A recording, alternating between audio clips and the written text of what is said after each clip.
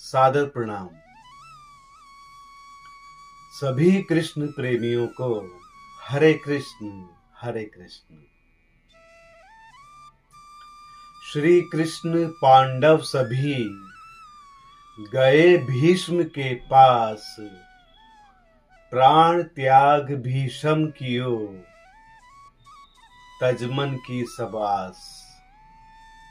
अपने वंश के नाश से दुखी पांडव अपने समस्त बंधु बांधवों तथा भगवान श्री कृष्ण को साथ लेकर कुरुक्षेत्र में भीष्म पितामह के पास गए। भीष्म जी शरशैया पर पड़े हुए अपने अंत समय की प्रतीक्षा कर रहे थे।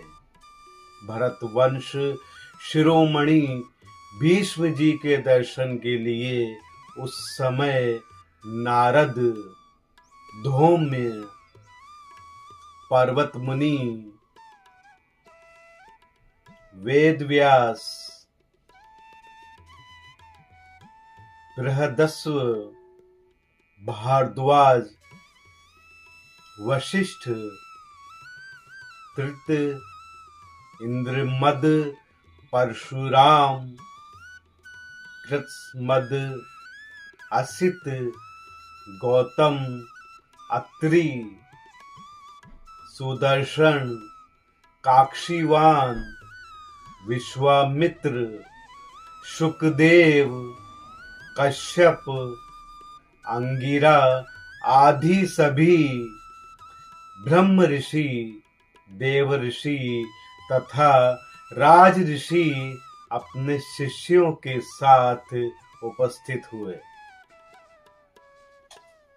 भीष्म पितामह ने भी उन सभी ब्रह्म ऋषियों, देव ऋषियों तथा राज ऋषियों का धर्म, देश व काल के अनुसार यथेष्ट सम्मान किया। सारे पांडव विनम्र भाव से भीष्म पितामह के पास जाकर बैठे। उन्हें देखकर भीष्म के नेत्रों से प्रेमाश्रु छलक उठे। उन्होंने कहा, हे धर्म अवतारों, अत्यंत दुख का विषय है कि आप लोगों को धर्म का आश्रय लेते हुए और भगवान श्री कृष्ण की शरण में रहते हुए भी महान कष्ट सहने पड़े। बचपन में ही आपके पिता स्वर्गवासी हो गए। रानी कुंती ने बड़े कष्टों से आप लोगों को पाला। युवा होने पर दुर्योधन ने महान कष्ट दिया, परंतु ये सारी घटनाएं इन्हीं भगवान श्री कृष्ण जो अपने भक्तों को कष्ट में डालकर उन्हें अपनी भक्ति देते हैं कि लीलाओं के कारण से ही हुए। जहां पर धर्मराज युधिष्ठिर, पवन पुत्र भीमसेन, गांडीवधारी अर्जुन और रक्षक के रूप में स्वयं भगवान श्री कृष्ण हों, फिर वहां विपत्तियां कैसे आ सकती हैं। किंतु इन भगवान श्री कृष्ण की लीलाओं को बड़े बड़े ब्रह्म ज्ञानी भी नहीं जान सकते।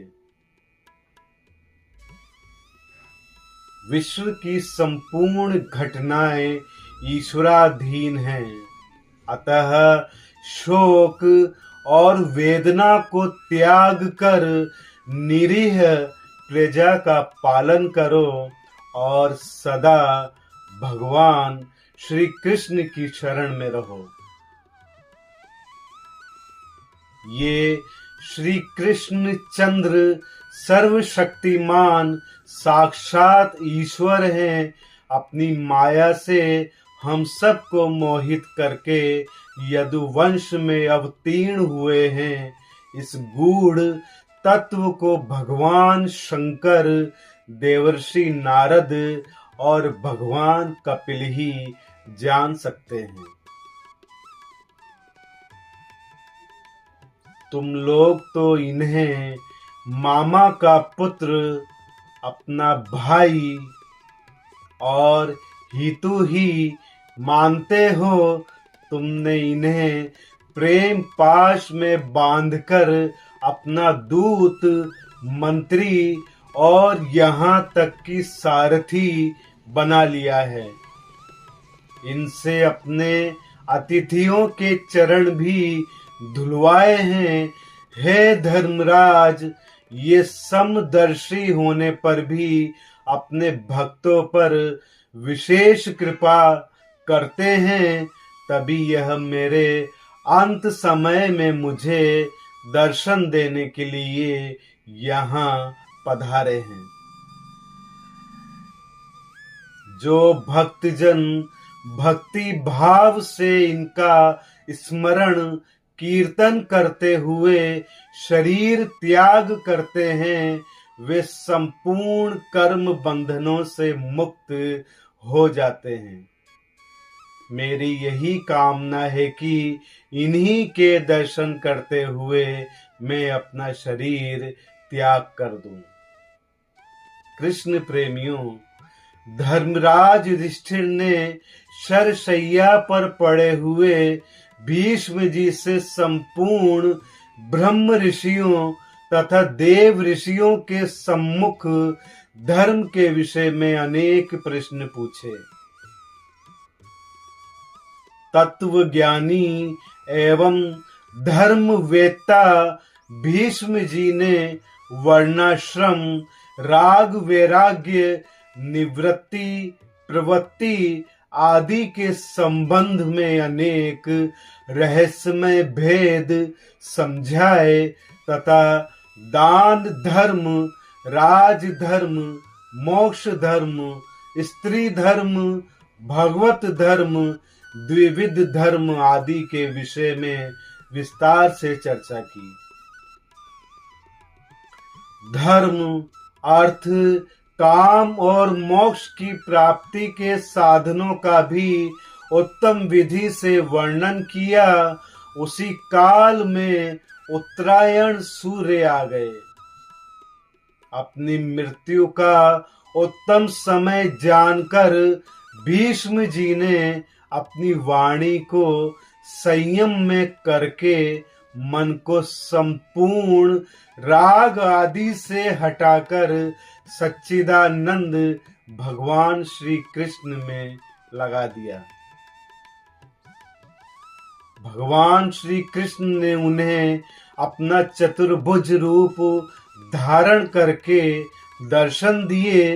भीष्म जी ने श्री कृष्ण की मोहनी छवि पर अपने नेत्र एक टक लगा दिए और अपनी इंद्रियों को रोकर भगवान की इस प्रकार स्तुति करने लगे कि मैं अपने इस शुद्ध मन को देवकी नंदन भगवान श्री कृष्ण चंद्र के चरणों में अर्पण करता हूँ। जो भगवान अकर्मा होते हुए भी अपनी लीला विलास के लिए योग माया द्वारा इस संसार की सृष्टि रचकर लीला करते हैं, जिनका श्याम वर्ण है, जिनका तेज करोड़ों सूर्यों के समान है, जो पीतांबर धारी हैं तथा चारों भुजाओं में शंख, चक्र, गदा, पद्म, कंठ में कौस्तुभ मणि और वक्ष स्थल पर वनमाला धारण किए हुए हैं, ऐसे भगवान श्री कृष्ण के चंद्र के चरणों में मेरा मन समर्पित हो।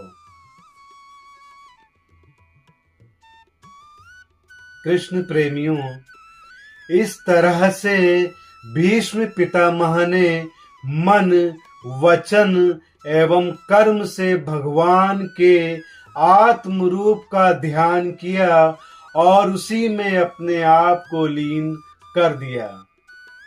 देवताओं ने आकाश से पुष्प वर्षा की और दुदुम्भी बजाए। युधिष्ठिर ने उनके शव की अंत्येष्टि क्रिया की। कृष्ण प्रेमियों, श्री हरि भगवान कृष्ण आप सभी का कल्याण करें। सभी कृष्ण प्रेमियों को हरे कृष्ण हरे कृष्ण हरे कृष्ण हरे कृष्ण।